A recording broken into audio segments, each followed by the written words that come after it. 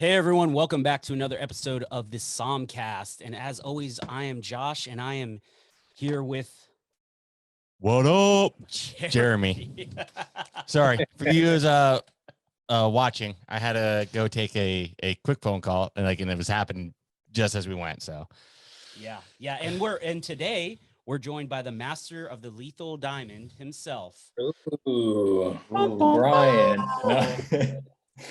Ricky Ditzel. How are you doing, bro? Good, man. Good. Excited to be here. Hell yeah. oh, you turned, dude. Why are you messing with my settings?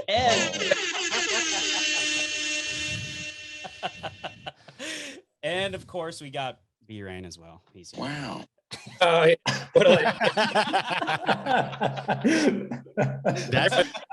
That's what you get for wearing a jacked up Yellowstone sweatshirt. Yeah, talking about the final episode. You're all about it, dude. Look at you. Yeah, I can't. I'm ready to rock, man. You guys want one? No, it's not Somsy gear, but you guys want this new? Go pretty sweet. Out there, we can't support, dude. Right? No, but yeah, first podcast 2022, bringing it in strong, ready to talk to the boys and talk about Somsy, all the big things we did last year. Yeah, I'm pretty stoked. Jeremy, how about you? I'm fully torqued. That's kind of strange because I am here. I think this is the first episode that we've done in a long time. Oh, like this. I don't like it. I don't like it at all. I like being able to mute you in a moment's notice. Well, you still can. I guess you still are. So it begins. There it is. So it begins. God. There it is. Okay. All right. But anyways, hey, how was y'all's year? How was Ricky? How was your year? Well, how was your New Year's? Anything crazy, anything wild? Crazy and wild. Nope. None of that. You're in New York. Did you go see the ball drop? No, I stayed. That would be crazy and wild. Nothing like standing in one spot for 9 hours, probably wearing a diaper so you look cool on TV, and watching. I'm not above it though. That sounds like a great time. Really? No. little diaper action. Yeah, Little depends. Nothing like a 12-hour convoy or something, but still. Judging by Ricky's facial hair, his balls still haven't dropped. Oh. Okay. Wow. Oh. I love football, man. Oh man. All right, Brian. Well, B.Rain. All right, B.Rain. Yeah. What did you do? Yeah. So 2021 was freaking not that great. No, it was all right. Did a little deployment for spent Christmas and my birthday, on a little mish, and then came back, just freaking took advantage of all the shit I didn't do and got fat. So it's always a good year, put on a good winter coat. So now I'm working to get that. For Christmas, did you hand out soccer balls? I mean, dude, that's like standard. It really is. It really is standard for you. What's your favorite brand? Yeah, what do you got? Yo, can we get a civil affairs medic breakdown of his top 5 soccer balls? Let's go, baby. Yes. What are your top 5? What are your top 5? I think you just came up with my new business plan. And I'm gonna, come up with my soccer ball company, and then I'll sell it to civil affairs medics. There we go. There you go. There it is. I like You it. guys You got to have an NSN and all that stuff, though. Oh, 100%. Yeah. You guys have like a special aid bag for that, since you don't need med supplies. Right. Is it like a helmet bag attached to like a med bag? Yeah. Airdrop. Yeah, airdrop and explode of soccer balls all over the battlefield. Oh, great. No, that's awesome. That's awesome. Yeah, no, 2021 was a pretty good year overall for the organization. And I had a pretty good year, other than COVID still wanting to hang around and not let anybody do anything with their lives. That was my first real year out of the military, man.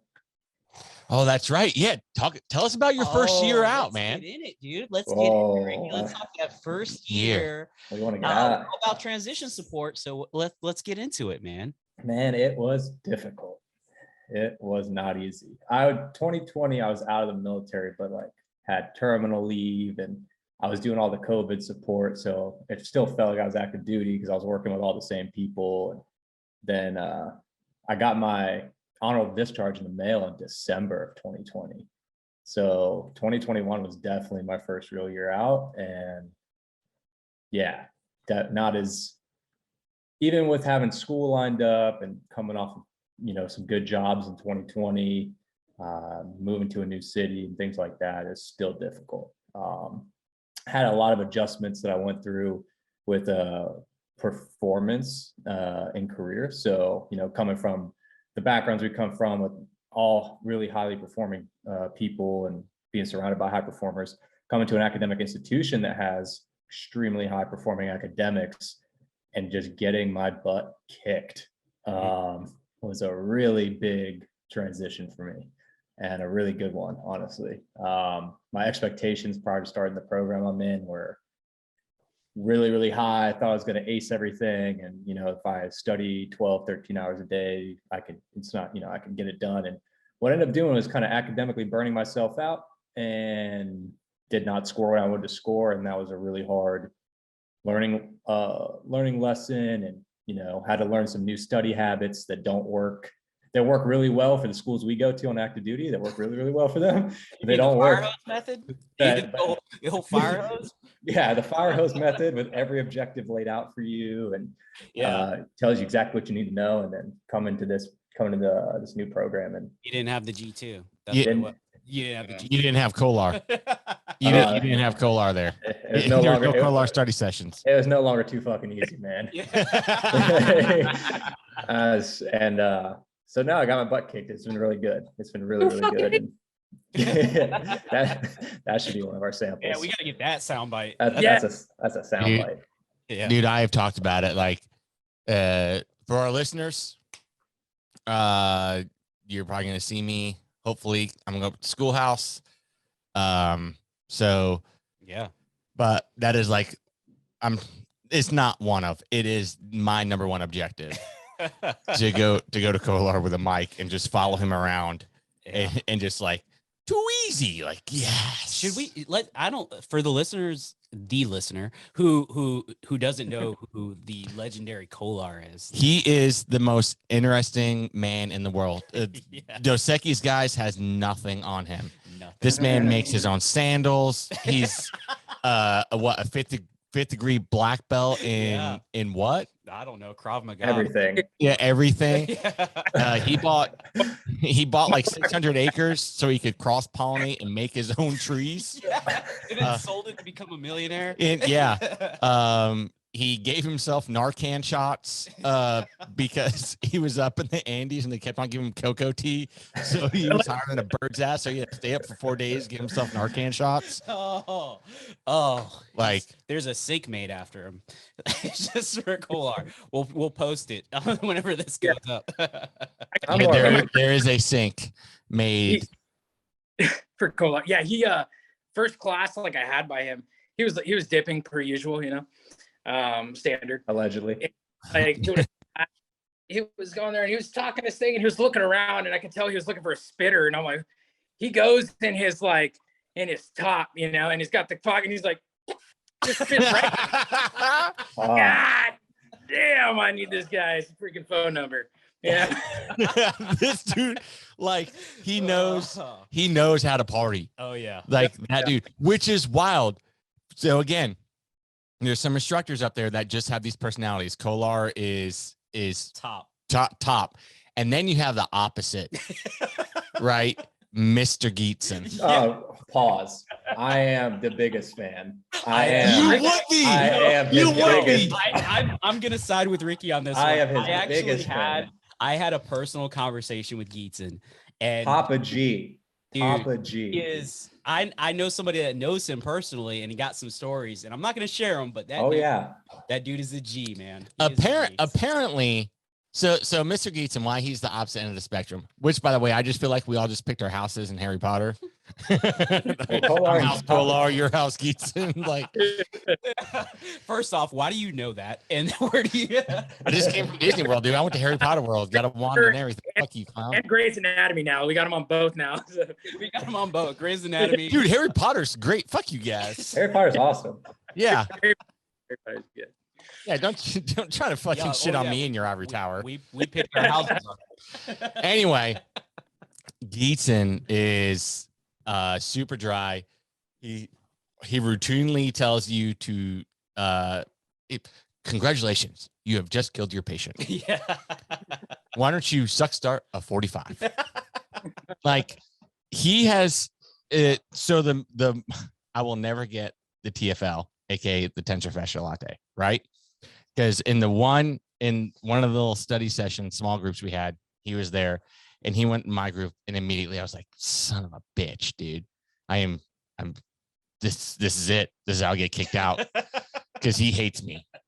Like, in my defense, I think in my defense, I think he hated everybody. He does equally. But he was like, he pointed to his TFL, aka the old right by the hip flexor there, or the old hip flexor, and he was like, what is this? And everyone was kind of quiet and goes, I'll give you a hint. It's just not at Starbucks. And I was the only muscle I fucking knew that I was like going through the Rolodex. I was like, the tensor fascia latte is kind of like Starbucksy. I was like, tensor fascia latte. And he goes, congratulations. All right, what is this? I was like, that's all I get? You told me I killed my patient yesterday. Yep. And you told me that I should suck start a 45 a week ago. Yeah. And now I guess congratulations for knowing a muscle. Yeah, like, you met the minimum. That's why. Yeah, you met the minimum. I also got set up for failure by I had a chiropractor in my class, and Geetson asked a question, and the chiropractor behind me was answering everything. And he was like, yo, Jeremy, say this. And then I forget what it was, but I was like, I fucking blurted it out. Like 1000% confidence, full send. Definitely the wrong answer. And Geetson, but just belittled me in front of the whole class. And I looked, I was like, I gotta sit here and take it, because I didn't know the answer, but I thought I was fucking getting some brownie points there. Nope. But you know what? That's what makes it last, right? Those moments. And now it's seared in your brain, and you'll never forget the tensor fascia latte. No, on my first team, that was a sniff test for the senior Sark. He actually pointed, we were at a training event, and somebody was saying something about their hips, and he was like, oh, Jeremy, what's that muscle? I was like, tensor fascia latte, homie. And he was like, that's what I'm talking about. Yeah. And like, that was one of the first training events I had with the whole team. That dude was a senior on the team the prior before that. So that was like the initial sniff test on the team. Like, all right. Nice. So I'll give Geetson that, but yeah, I'll give. But apparently him and Kolar are besties with testes. They are best friends. Best friends. Yeah. They got all kinds of war stories together. Dude, that blows my mind. It's like nitro and glycerin. I haven't heard that one. That's good. Oh, man. All right. Well, let's get back to Ricky here, because I do want to dig into that a little bit more. So I think I actually was talking to somebody today, and that's why you key me in on it, is the mentality switch. So coming from a high op tempo, critical thinking, working really hard, and having to be like the best at your craft. But the way we learn our craft is super condensed. The objectives are there, and you push towards each objective, like full speed, full send, and you meet it, and then you move to the next one. And you may have even forgotten what the last objective was on your way to the next objective. So having spent like all your time in the military, everyone else in our peer groups are out learning. They're making education their craft. And so having to make that switch, how was that? Like, can you kind of dig into that a little bit more? Like going from that mentality shift? Yeah. I would say that in academia, especially in STEM, so I'm doing a STEM program. So all I take is science classes, and there's the objectives are very ambiguous and they're infinite, right? So there's a lot. you get a lecture, you get an hour and a half lecture on a topic, and it's not like the schoolhouse where you get, you know, a 3-hour lecture on a topic and you're like, all right, as long as I read the speaker notes and what was that thing he foot stomped? Okay, cool. And we make some flashcards about it. The questions that get asked in the schoolhouse are very question answer. It's like, you know, if you eat a polar bear liver, what vitamin toxicity do you get? Vitamin A. That was a socking question, but acetaminophen. Yes, Acetaminophen. Good job, good job, Jeremy. Espresso latte. That's all you need, baby. Espresso latte. Most power output. Make something up. But then in STEM, it's the questions are much more complex and they're layered and they have a lot of layers to the questions.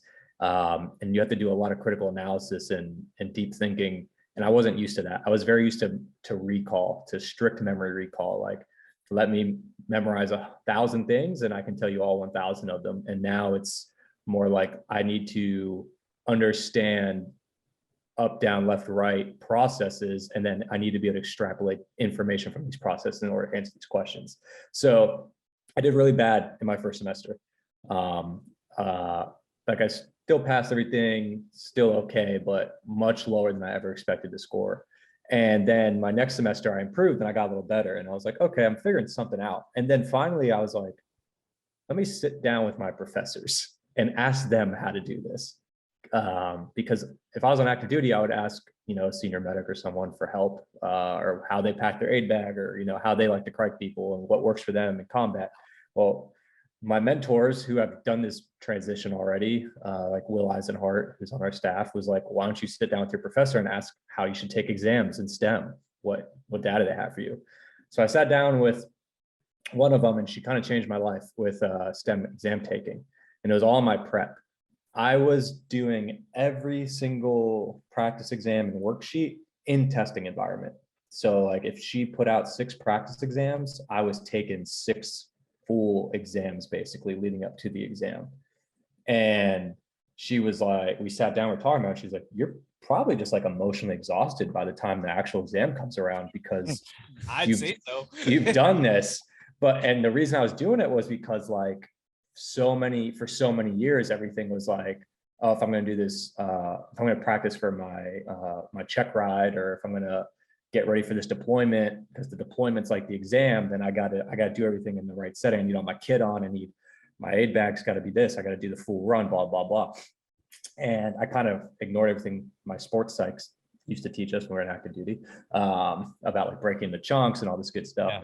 Well, what I changed, what she asked me, is she said, what was your prior career? And I said, you know, I was a flight medic with the military and blah, blah, blah. She's like, did you ever take exams? And I was like, yeah, we took them at schools, but like my day-to-day exam was like, hey, if you don't pass this trauma lane, you're not deploying. Or, hey, if you don't do good on this check ride, like you don't progress. And if you don't do good on this trauma lane in real life, your patient dies. Or they have, or they have a morbid condition. And I told her all these things. And she's like, so all your test prep in the past was life and death. And I was like, basically, yeah. She's like, you're taking that same mentality and putting it to paper. Yeah. Whether you realize it or not. And so in prep for my exams, I was doing really well. And then on exam day, I was doing bad.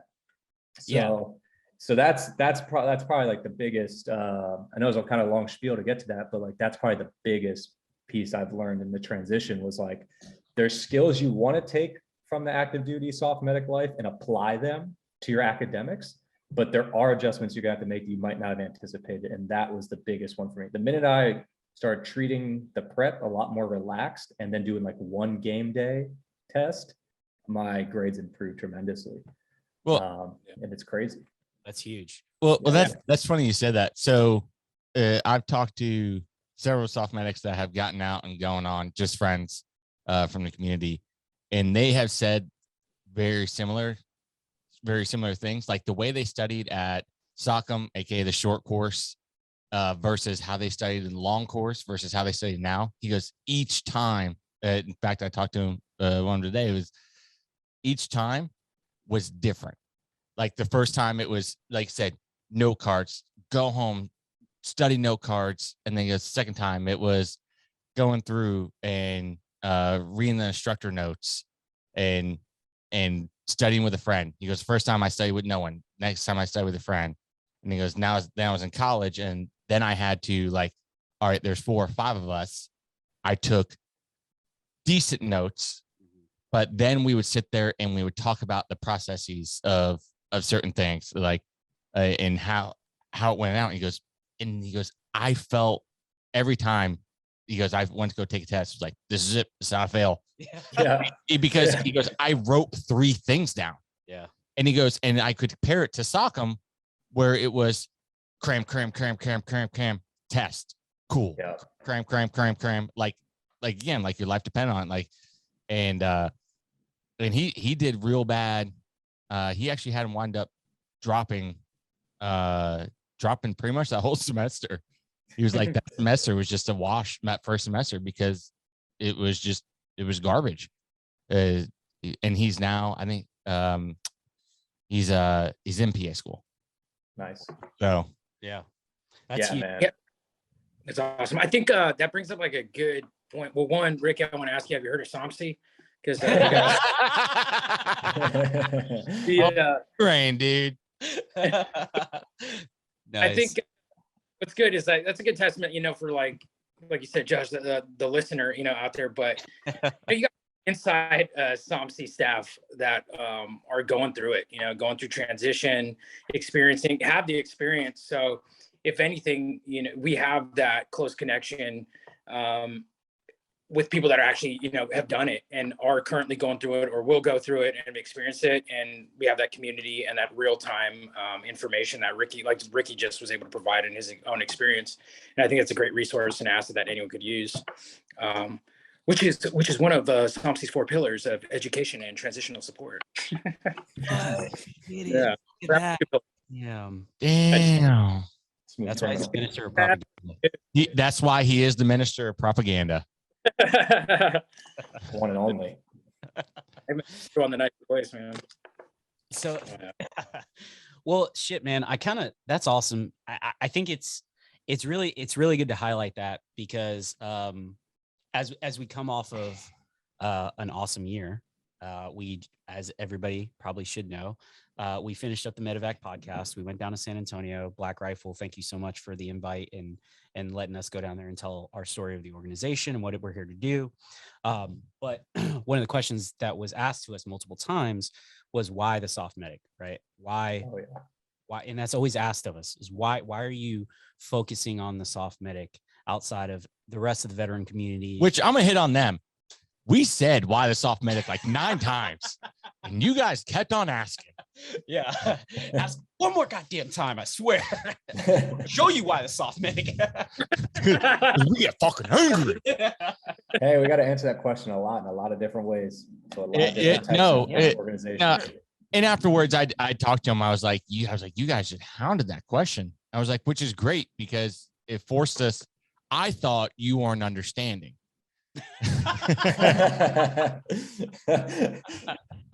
I should rephrase. Like, yeah, exactly. I told him I was like, one of them was a ranger, so. He was actually, yeah. But we were going through, I was seriously thinking, I was like, maybe we're not saying it clear enough. Like maybe we're the fucked up ones. Yeah. But no, it's why the soft medic, and it's just like you said, Ricky. Like you're the example. Yeah. Is you have gone through so much in your military career, and then get out, transition to civilian world. I mean, I don't know if we said this. I think we did at one point, but let's just remind people, you were an associate professor at GW. Correct? Graduated professor? It was associate professor is like an official title, and you have to have you have to have a high professional degree to earn that title. So I would never take that away from somebody. No, I was more an emergency medicine instructor for GW and their constituents. Yeah, which is awesome. So you instructed something at a collegiate level. Yeah, I had medical schools. I've taught at medical schools. So then you got out and then transitioned to university, a Ivy League school. Yeah. And you struggled. Oh yeah. But then you went through and you found a way. You changed something, and like, all right, I changed something, things got better. And then that self-reflection of like, all right, what would I do? I would go ask my senior medic or someone. I don't have that next to me. So you reached out and they're like, talk to your professor. And you did that. And now back to crushing it. So why soft medic? Because we find solutions to fucking problems. Yeah. Yep. And that's why it's on our site. It's posted everywhere. Like, we selflessly sacrifice, right, every day for our craft, right? Because it's important. We know the ultimate cost, but you found a solution and you're able to adapt quickly, right? Because our mindsets in a way that, yes, we got that fire hose in school, but once you get past the algorithm, we're not algorithm medics. You should never be an algorithm medic. That's the wrong answer, right? But we know how to take those challenges, get past those challenges, and then in the real world situation, we know how to think critically. We know that, like, okay, cool, that's done. I've met that hurdle. Let's start thinking critically through this problem and figure it out. And you adapted very quickly, which is super important. And I think that you adapted to an incredibly, like, just foreign environment. Like, you took we've never really talked about what you did before the time. Have we ever talked about your military service?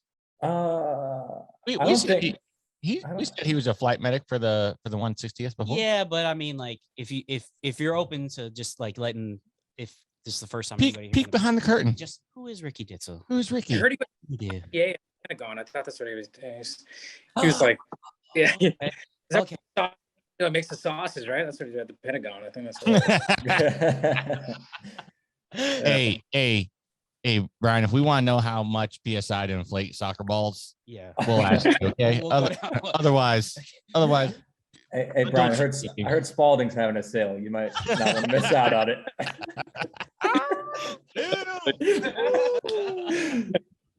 Oh, God.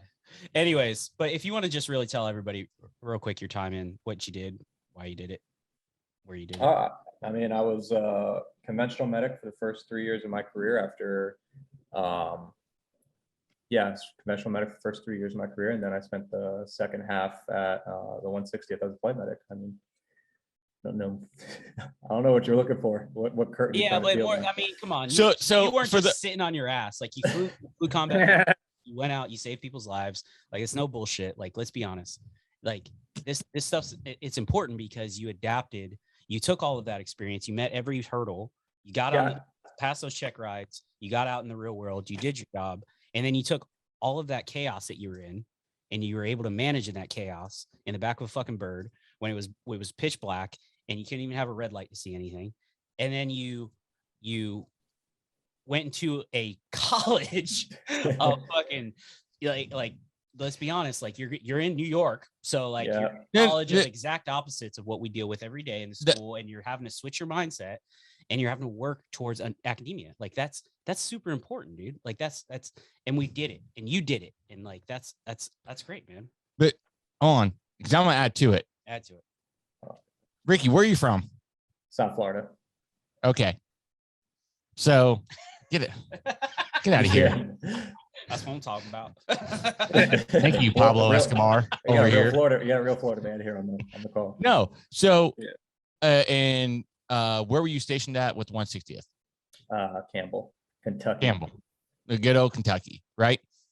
Yeah. So you South Florida, not New York City. No. Campbell, not New York. Definitely not New York City. No. To then be engulfed in people. New York City, 1,000 different reasons to be distracted and not focused, right? Yeah. And also 1,000 other things to keep us from being who we are. I mean, we're out of a comfort zone. Yeah. Essentially, and that's where I'm going at is you were extremely out of your comfort zone in a sense of, like, not saying that you're not comfortable with people or the city, but that's just not our normal. Like Fort Campbell, I've been to Fort Campbell, right? And it's very rural in, Tennessee. It's right there on the border, and it's like with some of the Camp Pendleton, Camp Lejeune. It's Fort Polk, Fort Bragg. They're in big towns, but they're not cities. Where you have to you figure out a fucking blue line subway to fucking get to where you're going or whatever. But I said a lot to say a little of that's out of your comfort zone. So to add that on top of your transition piece to taking STEM, and that, like I kind of wanted to slap you a little bit because you were like, "Well, I didn't do that good." Oh, I'm sorry. You're B. Yes. It's people like you when I was in Stockholm that just pissed me off. Like, oh, I didn't do that good. I got a 95. I'm pretty sure I failed. And Yeah. Taking honor grad. I'm like, hey. Yeah. I'm proud of my B's now. I'm proud of my B's now. It's part of transition. Yeah. The other thing I screwed up massively is this. I was where I worked, I was gone a lot, whether stateside or OCO. But like I was the single addict that was like, I will go on every trip on top of college and on top of being a part of 2 of the JTS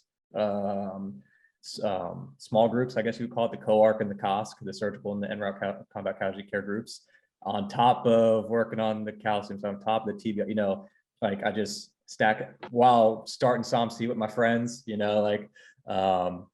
building all these programs. So when I got out of off active duty, 2 days later, I was in New York City helping with the Ryan Larkin field hospital. Literally 2 days later, a little mom, bit helping, but I forget. Were there people in charge, or was that? I was one of the people in charge. Okay. That was clinical. Helping sounds like you opened a fucking door for the people leaving. You were the greeter. You were the greeter at fucking Ryan Larson. I was the guy in the bathroom with the cologne and the cigarettes. Gum. $4. So yeah, I did the clinical operations director job at Ryan Larkin, and then my addicted self transitioned immediately after closing that hospital down to running the airway team with 3 other soft medics within New York Presbyterian. We did the tracheostomy care team, so we took care of all the trach patients with PA credentials on the floors. And then once again, instead of saying, "Hey, let me wind down and prep for this next chapter of my life," the next 5 months, I worked as the COVID director for Apple TV Plus docuseries. And yeah. Hold the fuck on. You didn't know this? No. What? Guys, I can't really talk right now. I'm really busy, so I'm about to go on a shoot. And I'm like, what the fuck is he? He's shooting. Where's he shooting? Where's he shooting at? He's in New York. What the fuck's going on right now? Yeah. Now that credits are released, I can say what docuseries I was helping with, but I couldn't before. For paperwork reasons. But no, I was the COVID compliance officer, so the overall health and safety supervisor for the Me You Can't See docuseries on Apple TV Plus. Oh, damn. I don't know why you got a big dick us like that just on the way. You couldn't tell. We just had a staff meeting. Yeah. We just had a staff meeting. You can't tell us that shit, man. Bring that out in the staff meeting. You got a big dick us on the waves. It was just a job, man. It was a cool experience though. Met some really awesome. I worked with some really awesome people. I still talk to. They're really cool peeps. So what I'm saying and where I messed up is I finished that job on December 15th of 2020. And I started Columbia January 6th, 2021. Oh, nice. So I moved to New York City and started STEM a week and a half after coming off of active duty, and then 12 months of working. And I would, everybody listening out there, even if it's just one of you, do not, please take more time than that and actually relax. Yeah. Because I enrolled in an accelerated STEM program that finishes in 18 months rather than 3 years. And I have felt the burn of last year a lot this year. So yeah, I'm making a lot of mistakes. Well, I think you're making the mistakes, and but at the end of the day, you're now talking about it so that other people, and you're putting it out like, hey, we need to transition properly. Yes. That's what's important. Yes. Especially soft medics. We're not like we've said a time and time again, we're not like everyone else that once the ICUs are closed and the range has gone cold, they go home and get to hug their kids and hang out with their wives, and just relax. We go home, we repack our aid bags, we look through our TMEPs, we study for the next day, we ensure all our gear is right. Like every single day, that's what we do. And I think that you have to take that time to be like, it's okay. You can just live your life. Like you can just wake up and not do a freaking thing for the entire day. It's fine. And just decompress and transition. And I think that's super important because we never decompress. Even when we come home from deployment, it's like, cool, welcome home. Get back in the chute. Get this checklist signed off and get back to work. I literally just told my last junior, he got home and a week and a half later he was in the course. Yeah.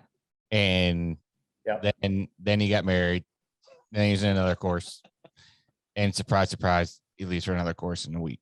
Yep. And I literally told him, I was like, bro, not trying to say I've done this a little bit longer. I was like, but y'all are just going at it. I was like, you need to just put and leave. Yep. I was like, find a place where the team's not going elsewhere.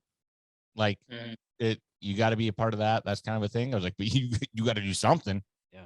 Because that wife you're not going to know what she looks like anymore. No. You're going to go on a random date with some chick because you think that's your wife because you don't know what she looks like. Yep. Yeah. And honestly, it's, man, it keeps going, right? We're addicts, right? We're all addicts. We're addicted to the challenge. We're addicted to the ability to keep going and finding the next critical skill, the next critical thing we got to go after. And we feel like we have to do that, but you don't. You can take 10 minutes. We're addicted to destabilizing other pillars in order to protect the job title, the identity and the job title. Like how's that not a soundbite? Yeah, we're so willing to say, hey babe, we'll get that trip, we'll get on that trip, but work. And we're so willing to say, I really like working on this car. I really like working on this car as my hobby, but I haven't been able to get to in the last 6 months because, work. Yeah. But you'd never, ever not have all your med gear squared away. Yep. You'd never not take that house call. You would never skip out on the trip that your junior spot, you never skip on your junior's first trip. Yep. You wouldn't skip, but you destabilize a ton of other things so you can keep that. I think it's hard, and like you said, it's common, and it is a difficult balance because, right, you look at it and you're like, well, if I slack on my job, that's like a life and death situation, right? Or it could be, and it not always is, but I think, in our mind, we make it to be sometimes to a fault, but at the base of it, that's what it's based around, right? It's medicine. It's about being better for our teammates and to take care of them. And so we feel like if we're not investing everything of our life into that, then we're letting them down and we're not doing the best that we can. And it's hard, it's challenging, but it's trying to look at that big picture of, like the whole sum, right? You can't pour from an empty glass. You got to be able to balance and take care of yourself as well to be able to provide the best that you can. And it's like I said, and I'm not talking from a soapbox because it's tough. It's hard. It's a difficult balance. I'll say this. This is a foot stomper for the people listening, hopefully the soft medics. The best decision I've ever made as a leader. The best. Hands down, no questions about it.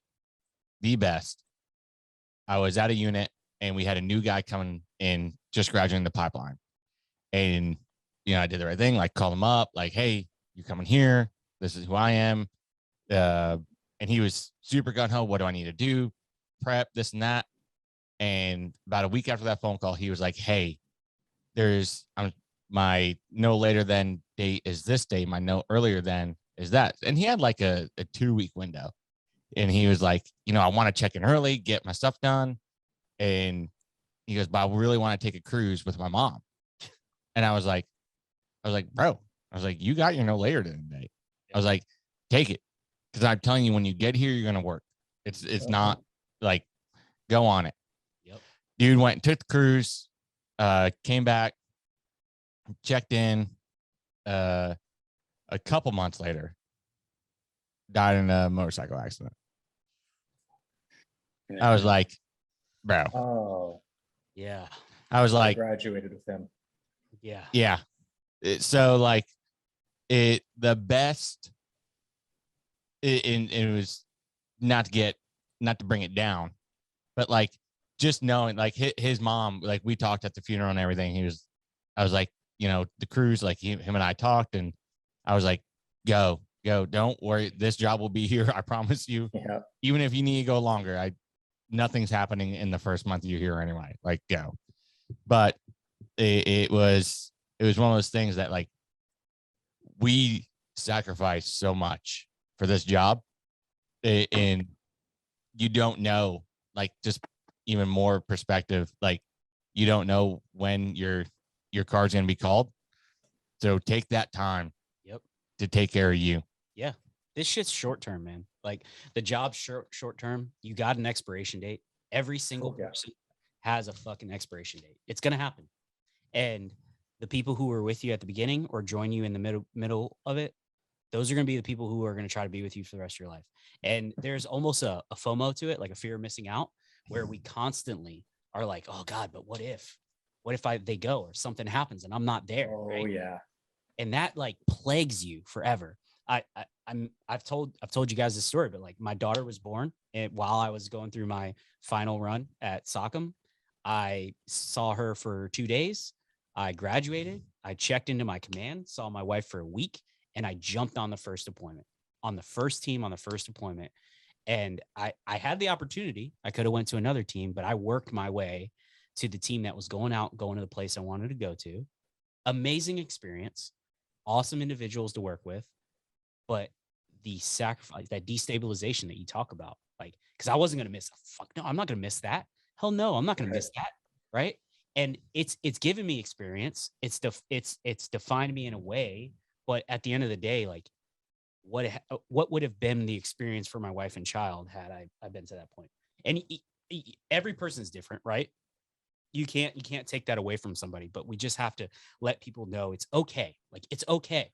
It's okay. Like at the end of the day, somebody may motherfuck you. Someone's always gonna motherfuck you. It's not gonna stop. It's never gonna stop. It's never gonna stop. You want to know who his shitbag soft medic is? Ask a soft medic. Exactly who that shitbag soft medic is. Yeah, we have a running tally. But yeah, you're right.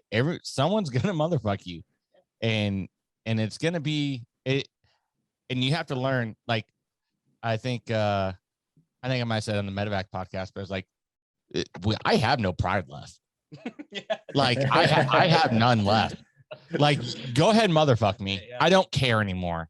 It's like I care about my job. I care about everything I do, and it's one of those things. But it's like, listen, if you think I'm not doing this because of X, Y, and Z, that fuck you. I don't care. Like, I'm taking care of me. 100%. Like, I'm sorry I didn't come in the night after my sleep study. You know, like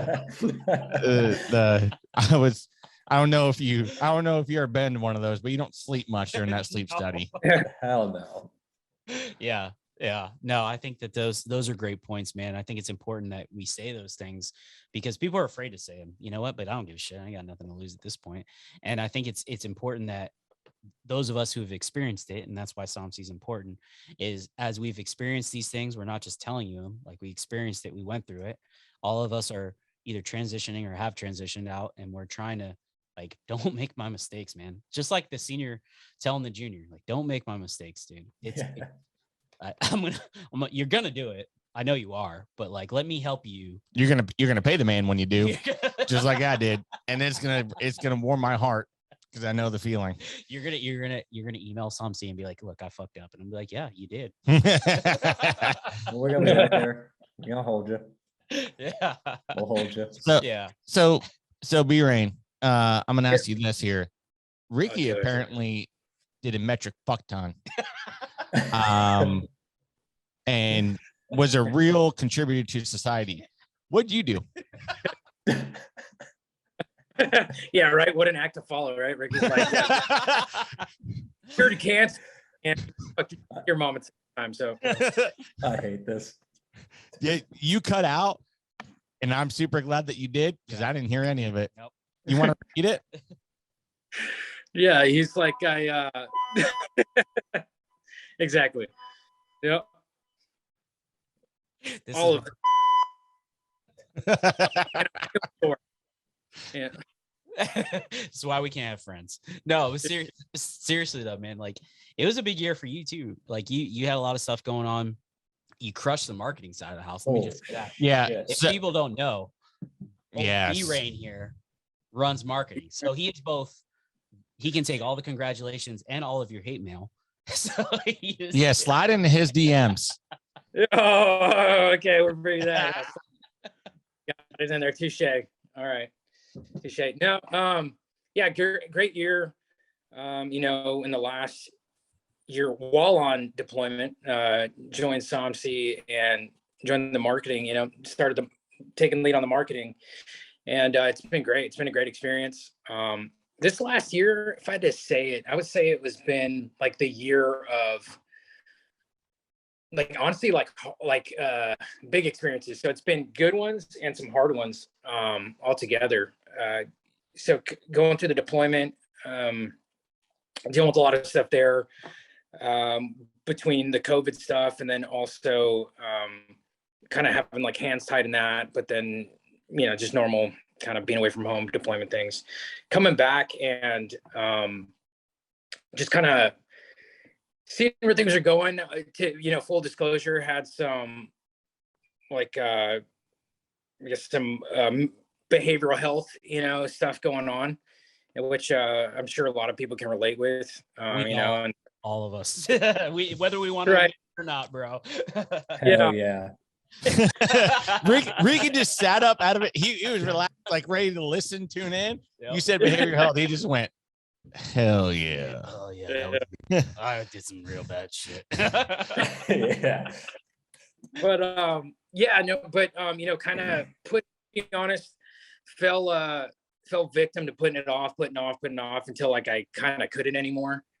And unfortunately that's like an ugly truth of too many, but so got kind of involved in that, took a step back with that, and got involved in, you know, myself, and kind of taking a look at my job and more putting things that were important, like we mentioned before, you know, family and me first. So did that. Yep. But with that, yeah.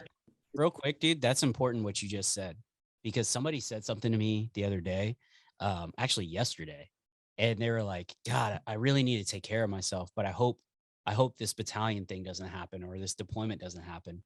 I was like, what the fuck are you waiting for, man? If you know you have to take care of yourself, take care of yourself. Like we hate saying that. We hate saying, oh, I got to take care of myself. Like, because we selflessly sacrifice every day, right? That's bull crap. Like you absolutely need to take care of yourself. Like we are terrible patients. We want to be providers all the freaking time. It's time to be patient. And when you say that, everybody needs to say, okay, yep, got you. Well, I've heard it another way, or a different way. Is like, people are never too busy for anything. Busy is what we say is a filler, right? It's just you're not high enough on the priority list. And again, like when we go through and take care of like a sleep study, like I was like, oh, I want to get this sleep study, but I'm just too busy. No, I just wasn't putting myself on the fucking priority list. Yeah. Like I was going through other things, and then finally, and it was funny, literally 1,000 other things are going on. I just had my sleep study a couple days ago. And the day it was happening, I was thinking of ways where I could not do it. Cause I was like, it was like, not thinking of ways that I could not do it. I was literally thinking, I was like, well, I still need to do X, Y, and Z. Yeah. I still need to get this stuff done.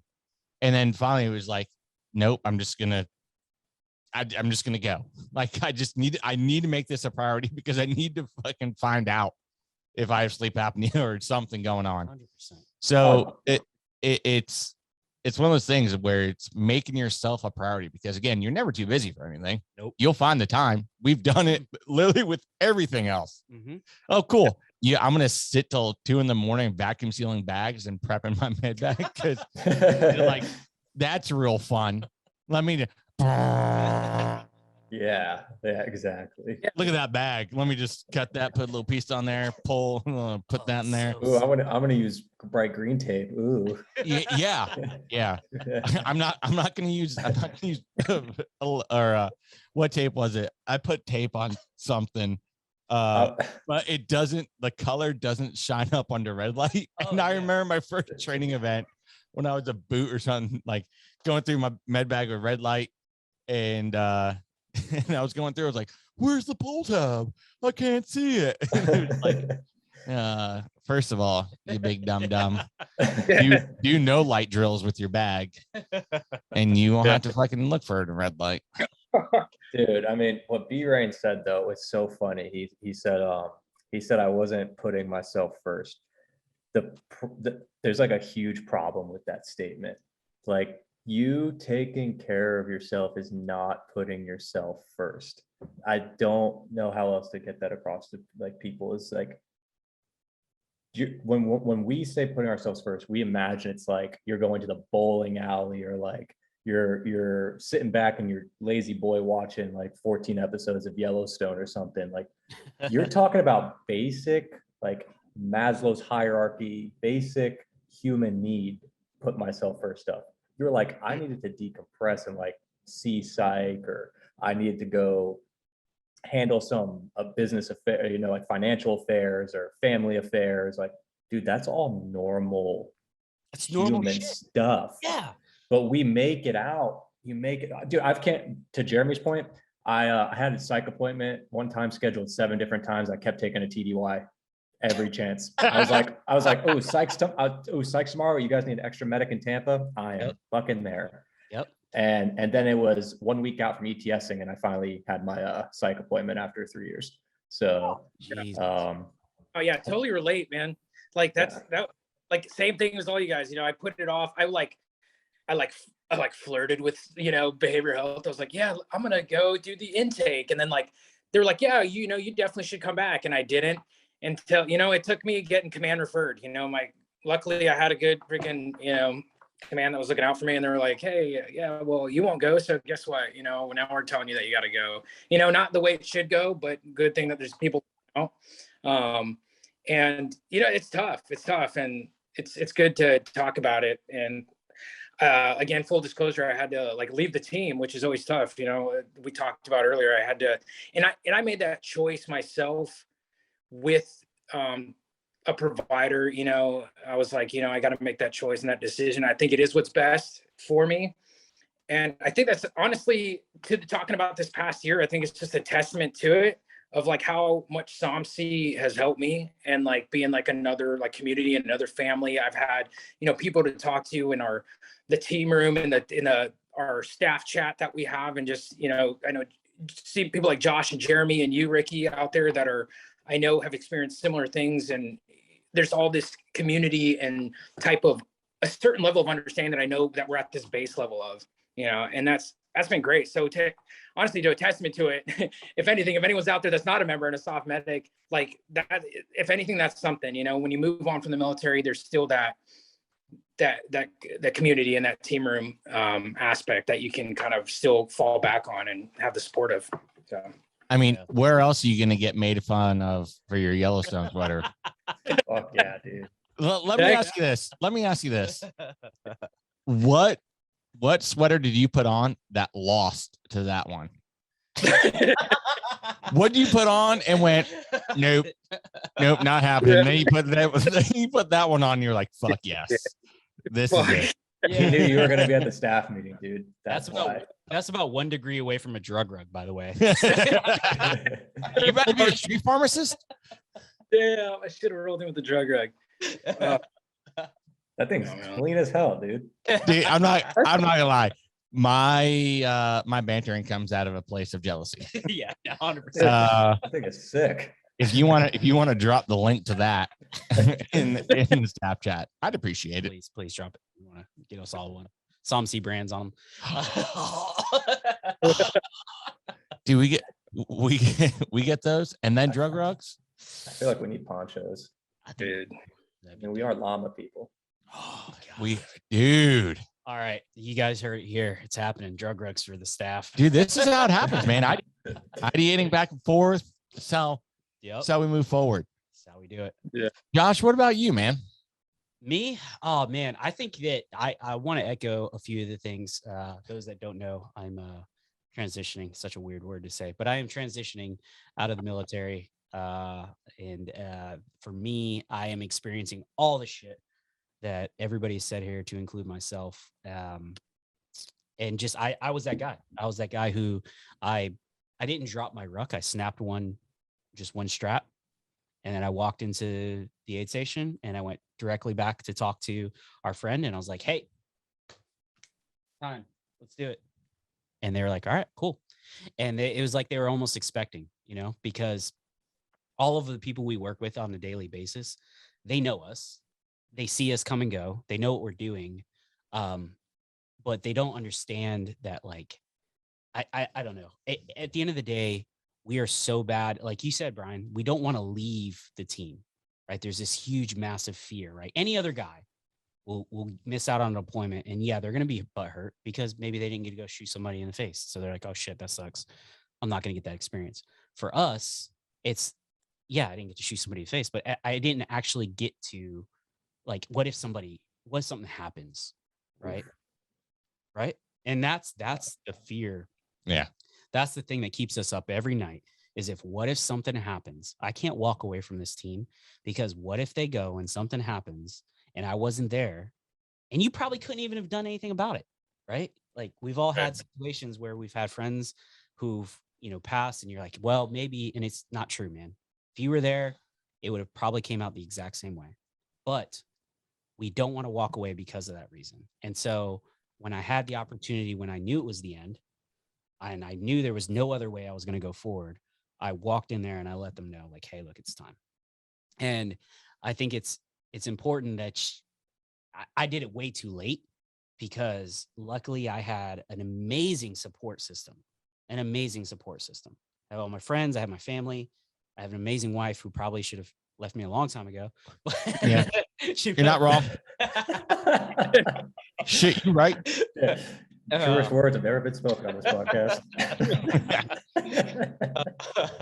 But some of us don't have that, right? Like some of the guys don't have that. And we've either experienced guys who have gone through losing their support system, or never having that support system.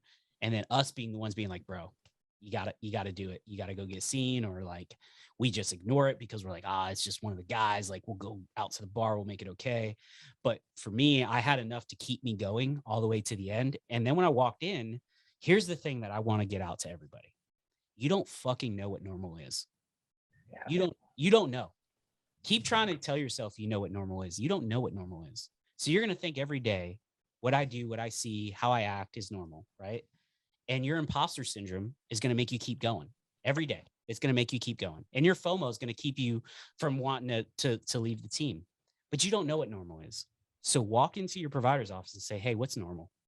And they're going to be like, well, what do you mean? And you're going to say, well, let me just tell you. And then tell them from like day one to right now, your best and worst experiences. And they're going to tell you real fucking quick. They're going to tell you what normal is, right? Because we've heard in the past, I've heard, things like turning the static off, right? Or the background noise, or whatever it may be, right? Nobody knows what that is. Like, none of us know what that means. Like, we don't know where we should be. We don't know where, like, the point between happiness and depression is. Like, where should we be every day? Should we constantly be moving 1,000 miles an hour, or should we be going 100 miles an hour? Should we be waking up happy, or is it okay waking up sad? Those are important things that I think we forget about and we kind of ignore.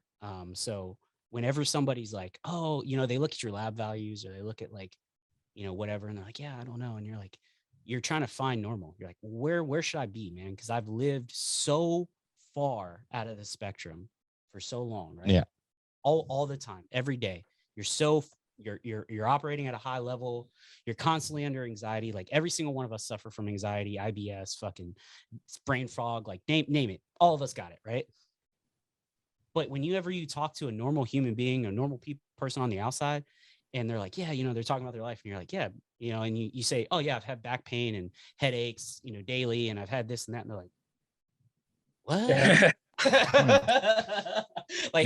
How old are you? What are you doing? What do you need, dude? And you're like, wait, what? That's not normal, dude. I hang my right leg off the bed to get my hip to pop, just so I can get in bed. I do scare my classmates with how loud I crack my back in the middle of a lecture. Dude, that's what I'm talking about. You know what I mean? Like my kids look at me like, Dad, some noises you're making. Like, what's going on with you? Those ain't just normal. Like get up, like out of the chair. Like, no, I'm gonna get up. Yeah. And dude, don't be afraid. Like, don't be afraid to do that, because, like I said, this shit's short term.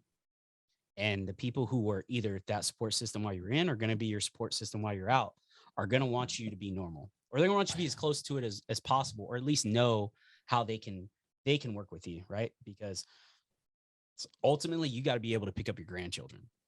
And I think about that and I'm like, I don't know if I could hold my grandchildren in like 20 years. I'm not gonna lie, I think of it more selfishly than that. All right, send it. I want to be able to swing a golf club, ride dirt bikes, and power lift when, like, I think about like when I'm 50, like, will I be able to get the dirt bike? Because a lot of my friends that I ride dirt bikes with are in their 50s, 55s, 57s, like, and they're still out there doing it. And I was like, I want to be that person.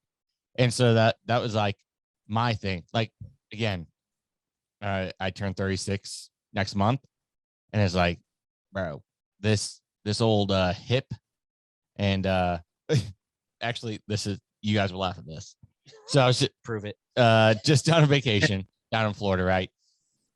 And Cocoa Beach, and I had a boogie board, and my nephews were there, and like I was taking them out a little bit further. I was like, guys, you're here with a boogie board. You need to get out into the surf.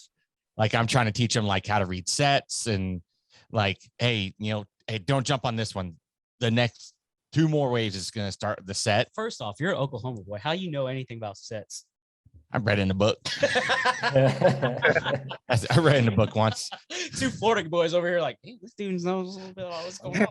Well, when they went to go set up for the beach and everything, I was like, no, farther down. This is a rip current down here. move further down. Okay. Like, let's not get in the rip current, y'all. Let's move down. Anyway, so going through, and they were going through probably 15, 20 minutes. They were doing the boogie boards and everything. I was like, hey, let me get in on that.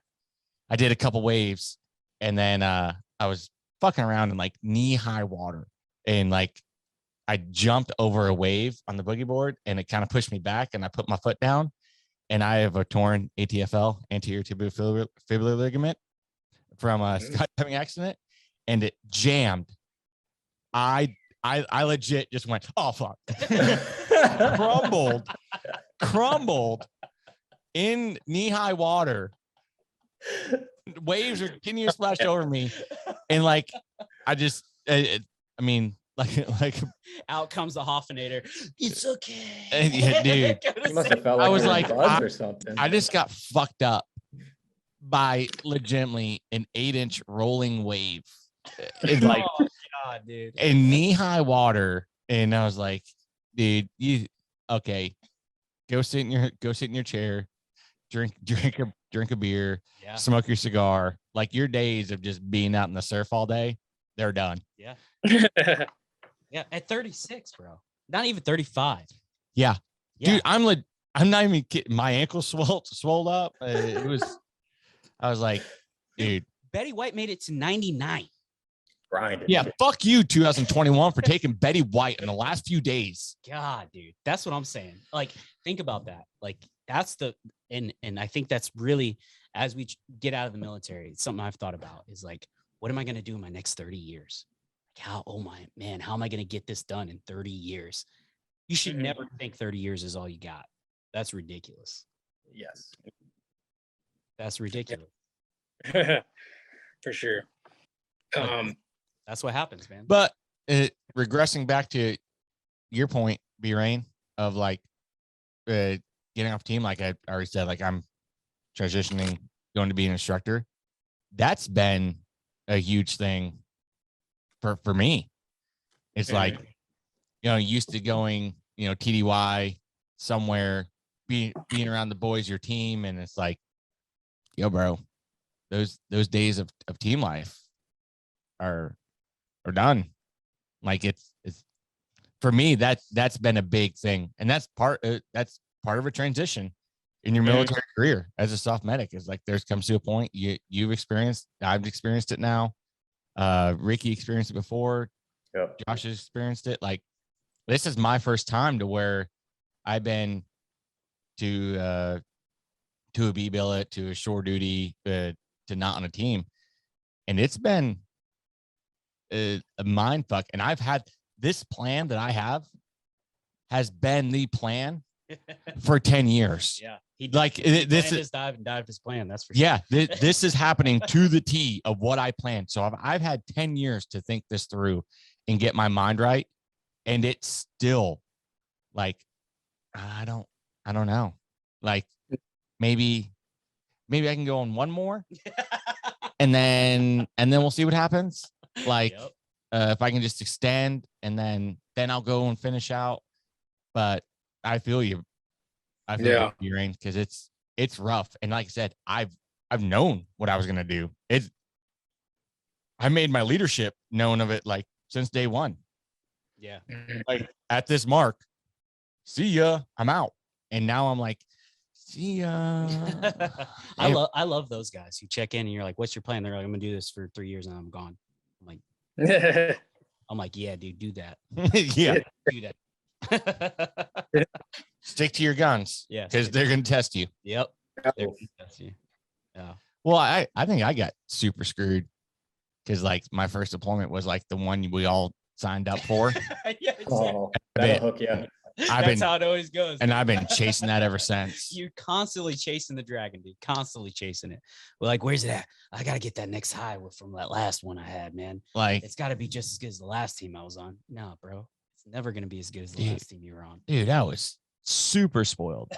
Yeah, dude. Like my teammates, like there wasn't a bad person on there. Nope. Like you know when you guys, I don't know about you guys, I'm sure you do, but like, hey, who are you with? And you start name dropping who was on your team, like, oh, dude, solid. Oh, solid. Yeah. Like all them dudes are solid. And it's like that automatically gives you cred because you didn't get kicked off that team. Right. So that was me. Yep. And I've been chasing that ever since and chasing team chiefs and chasing like, oh, who's your ops chief? I'll come. I'll come. I'll come over there. Yeah, dude, he wants to get after it. I'll go after it. I'll get with him. Yeah. No, it never fails, man. Never fails. Ours is a little different because it's it's you, the other medics in the office, and then you support every enterprise. So it was more like leaving the other medics, less than. It's hard to leave the crew chiefs too because you work with all of them and some of the pilots and stuff. But it's definitely a different dynamic than the full team life. Sometimes envy that full team life, but I had on my last deployment, I had a pilot, a really, really well respected pilot, one of the pilots I really, really look up to this day. He pulled me aside and was like, "You got to go," and I was like, "Huh?" And he's like, "Man, I cannot believe I'm telling you this. This is like what you don't do." He's like, "You got to go, man." He's like, you can't keep doing this anymore. You need to, move on, go pursue becoming a doctor and all that, and we'll support you. And I was like, well, hot damn. Commit. Yeah. You need more leaders like that. Yeah, that dude is insane. Really, really, really well done. I want to share, Ricky. I don't think I've ever told you this story. But I want to. Oh. It's story time, boy. I love you too. It's a war story time, real fast. War stories. Here we go. Were there any witnesses? Because then we can find out if it's true or not. No, there was not. Oh shit! It's gonna be a good one then. So my first deployment, we flew 160th all the time. We got on the ground. The first left seat, right seat was a ground assault force. We hit like 3 IEDs, and then we said we're not driving anywhere anymore in the Hellman. Crazy concept. Crazy, dude. It's a crazy concept. And so we started flying everything, right? And our main supplier was the 160th. And I was always at the very front. All right. And so you guys have those super sweet fucking miniguns, and I'm always there. And I had a personal fucking vendetta against every crew chief that was man that minigun, because they would hit me every fucking time and tell me get my ruck off the fucking ammo belt.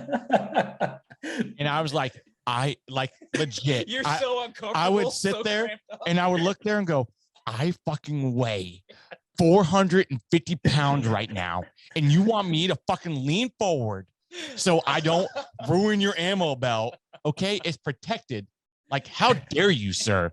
Like, so that was like the first couple months. We were there for 8 months, and there's month 4, month 5, right? So we're like right in the middle.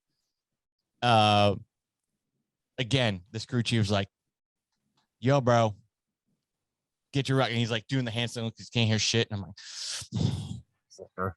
like, yeah, man, let me just scoop forward some more for you. And we get the 2 minutes out, we get the 1 minute out, and then all I hear is,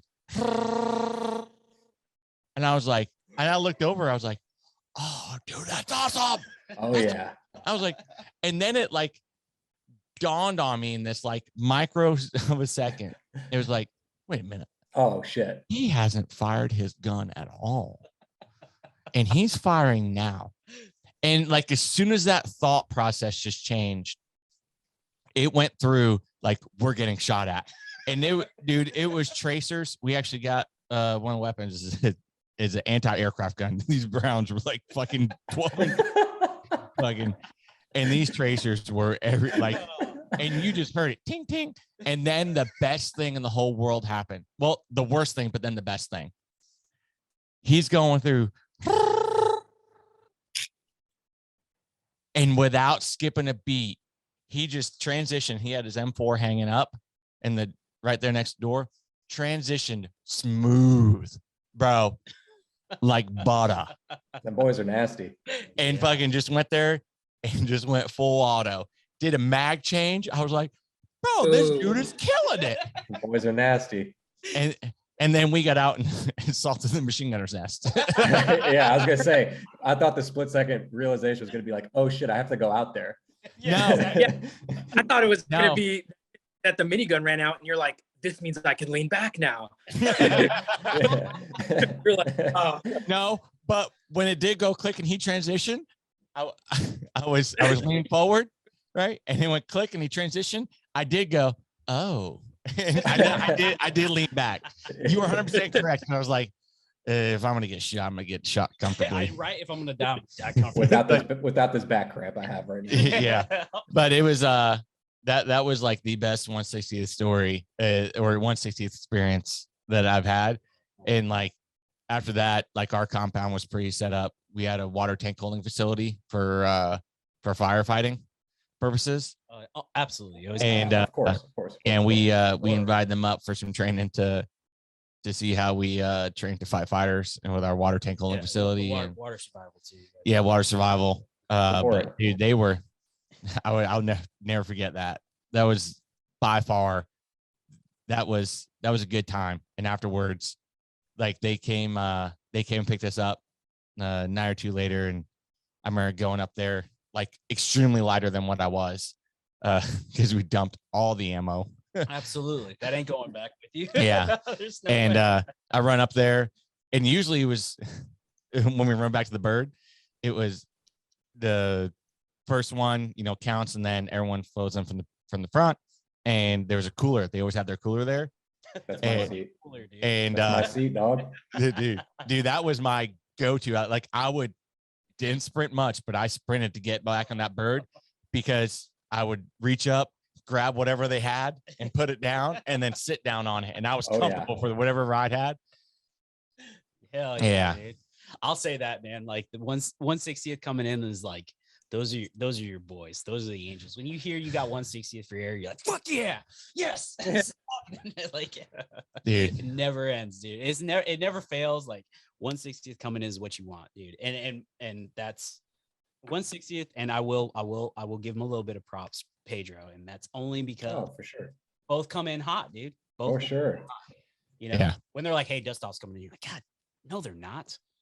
Yeah, no, they're not. Well, we had a dust off crew because they changed over, and the critical care nurse was a prior 18 Delta. Oh, and the pilots, God, what dust off was it? I can't remember. National Guard. It was National Guard, but it was, Cajun or Patriot or whatever. But these boys were down to clown because they straight up said, they're like, hey, if you have a hot LZ, don't call it that until we get there, because if you say beforehand, then we can't land. Yeah, can't land. Because otherwise, then we can go in here and just fucking get some loop and scoop. I don't know if they said loop and scoop, but it sounds. That's a new term. Hey, dust off. You guys can say loop and scoop. Yeah, loop and scoop. Sounds like a good bumper sticker for them. Yeah, it's a good one. It's a thing. Yeah, you fly in slow helicopters. I mean, yeah, but they no, my better half, she was a dust off medic, and we're gonna have to get that video for you, B.Rain, to post on your propaganda page. There's one where she lands legitimately right next to the patient. As a medic, you couldn't ask for a better location. That's sick. That's what I'm talking about. They did not learn from prior ARs of there was a couple compounds. There was one was Afghan walls, and then the field. Yeah. They were on the wrong side of the wall. If they just would have gone over the side of the wall, they could have been protected from all the rotor wash. You saw this. You saw everyone just get ate up. Oh god! But landed at a brownout, and as they're lifting off, you see they apparently, I don't know, maybe 160 does this too, but they put GoPros everywhere, and as they're taking off, as they're taking off, document this shit. As they're taking off, an RPG just goes, and you just see him banking. You're like, oh, and then you hear just ting, ting, and you're like, my butthole just puckered. Yeah. On that note, though, we've been on for like an hour and 15, hour 18. Yeah, boys. Do you guys have anything? Any saved rounds? Hey, Ricky. Anything from last year? Any bitches? Any comments? Any gripes? Anything you want to get out from last year? Oh man, SOMC. Last year we broke the seal. First ever education scholar. We have a scholar, like SOMC scholar. We do have it. We do. Steele Macaulay, the one and only. I thought you were gonna bitch about SOMC for a second. I was like, any bitches, complaints, and you're like, I want to throw everybody off. Oh, that's good. That's good. That's good. No, nothing to complain about, man. It was a good year. We have a scholar. It's extremely exciting. He's a great ambassador of the brand. He's a great ambassador of the program. He's leading from the front. He's recruiting more scholars. Couldn't be prouder than that. And what we're trying to show is that it's not about the money. SOMC scholars are much bigger than the money. And I think Steele is embodying that. So it's been really exciting. We got a bunch of education ambassadors we didn't have before, which is great. And then I got to shout out my boy Will, who's on the R&E team, because he's a goddamn trauma surgery PA now. I'm sorry. Yeah. I'm just a trauma surgery PA, guys. I'm just the only PA in the hospital on the floor. Yeah. I like how he dropped that in the staff chat. I'm just training the residents in trauma management. Yeah. I was eating a Reese's when he posted that. I was like, I have a beautiful house in DC. Yeah. Oh wait. Is there any more NECs you want there, Will? Yeah. Oh, I did DMT at 49 years old, and I smoked people in the pool. Dude's a beast. He's a beast. In which, by the way, for our listeners don't know, for the education grant, it goes through grant@som-c.org. It's open. Go, Ricky and his team go through other things, and then it gets sent up to the board to get voted on. So it is open. We're giving 2 of them out this year. Dose. Double the flavor, double the fun. That's what they say. Oh yeah. That's what they say. And Propaganda's gonna Ricky, when does so official day open and close? Oh, close off the top of my head. I'm gonna go to B.Rain for that one. But we are because he made the flyer. But we are open. We are open. If you want to help becoming a doctor, you want help in nursing school, you want help in firefighter school, you want help in welding school, you want help in your business, education grant supports all of these endeavors. So don't be shy. That's why I'm gonna leave it.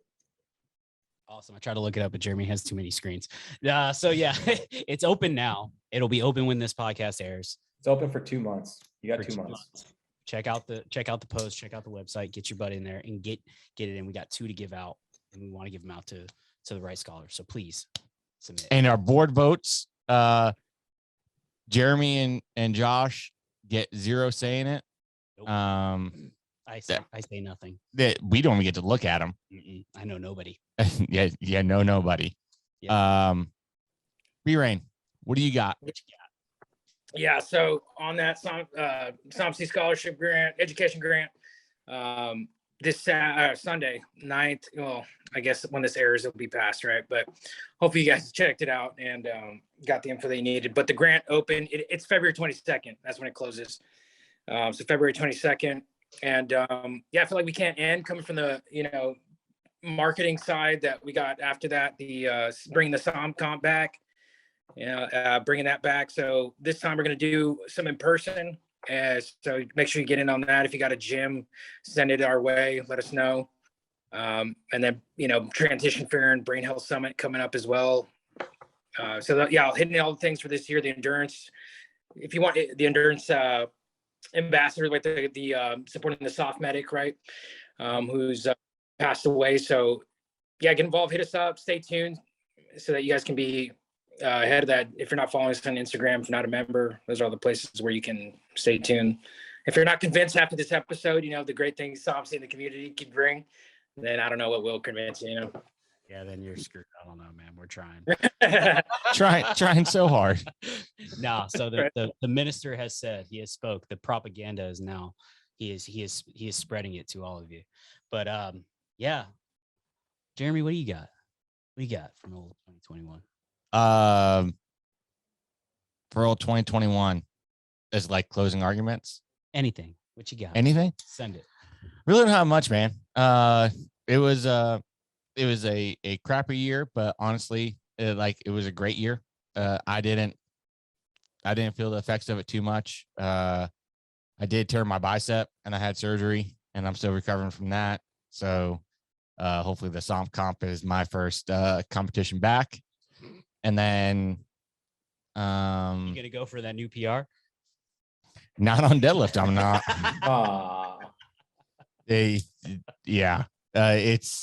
It's upsetting to say the least. But no, man, it's good. I'm really looking forward to SOMC moving forward and growing even more. The last 6 months, we've had a lot of growth. Yeah. And we've had a lot of new connections and networking. And again, we're doubling that education grant and we're doing the Brain Health Summit, the Transition Fair, the SOM Comp, the Endurance Challenge. Like it, go and support, because the only way we get to do more things for the soft medic and support the soft medic is through those donations. Yes. So please donate. Do it. 100% volunteer. I didn't pull this question before. There's no, I don't know. There's no scripting. Ricky, do you get paid? Hell no. Josh, do you get paid? Poor bastard. B.Rain, do you get paid from the SOMC? No. I do not get paid. There you go. Everything that we have goes right back to the advocating and supporting the soft medic. And so much we can prove it. We just got for this year the gold seal of transparency. He did it. Yes. The gold seal of transparency. Yes. We're so transparent, everyone. We are. And our director, Kate, tries to downplay that. Like, oh, we're just doing good nonprofit things. Yeah. No, fuck that. We all know nonprofits that don't do the right thing. Yeah. You email us, we'll show you the books. We'll show you the money. We'll show you where the money goes. It goes right back in the soft medic. Damn right. We don't receive a dime. We're 100% volunteer. Yeah. And as always, everything for the soft medic through the SOMC will be free. Yes, always. And do you think Kate's more like the team commander who just says, no, you don't get that. You're just doing your job. Yeah. Oh, you don't get that award. You're just doing your job. She's a supreme boss lady. She is. Supreme boss lady. Supreme boss lady.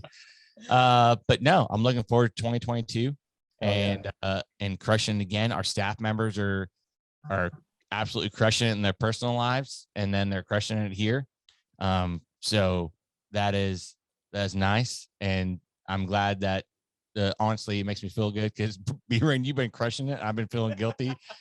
But on this podcast, you're like, no, it's nice to have SOMC here. It's kind of have that little bit of camaraderie and team life. So it's because I do 100%. I use it for the same thing. Yeah. So, sure. Josh, do you want to close us out there? Yeah, I'll close this out. I just want to say that thank you so much to the staff. Everyone's crushed it this year, working so hard as an all volunteer staff. We had a couple setbacks because COVID wanted to keep beating us up and people got tired of webinars, but next year we're coming out swinging for the fences, coming out strong, supporting the special operations medic. Again, I got to say, and I'm going to keep saying, thank you so much to everybody who hosted us in San Antonio, Black Rifle Coffee, Medevac Podcast, Donut Operator, Chocolate Operator, Coconut Operator, veteran with a sign, Caleb Francis, Heather Lynn, just on and on and on. Eli Double Tap, Demo, Batty, Brandon Herrera. Like, who else can we throw out there? There's so many. Thank you so much for your support for the Special Operations Medic and for Special Operations Medic Coalition. And putting up with us. And putting up with our crap, man. Just our crazy veteran stuff, man. Just being crazy soft medics, throwing tourniquets at you, telling you should be doing drills. We did. we threw a tourniquet at Dr. Demolition. Yeah. Well, Jeremy trained somebody and then that person threw a tourniquet, and yeah, that's right. Hence Jeremy's training. They didn't know what to do with it. So that's just I trained the person who threw the tourniquet. Straight soft medic style. Treat yourself. Self-aid buddy aid. Right? Self-aid buddy aid. You're right. But yay, demo's still hanging around, thank God. So life saved. Life saved. Life saved. Mark it up, boys. Life saved, lesson learned. We're gonna move on. But no, thank you so much. And then SHOT Show. Ooh, SHOT Show. Hold on, y'all. Yep, B.Rain and I, one and only Josh, is gonna be down at SHOT Show. If y'all want to meet up, talk, chat, do a podcast, shoot the shit, answer some questions, maybe get some cool merch. We might be bringing some with us. Are you gonna be tagging things with stickers? Yeah, everything, dude. I'm gonna find Daniel Defense and all those guys. I'm gonna just tag SOMC stickers all over. So be watching out because I'm tagging everything down. Dude, everything cry over the cry mark, the cry brand. Yep. Just put the SOMC. Josh is doing a free prostate check, so make sure you stop. All day, every day, baby. All day, every day. That's yeah. On that note, yeah. So, yeah. Thank you, everyone. Thank you so much for supporting us, and please go check us out.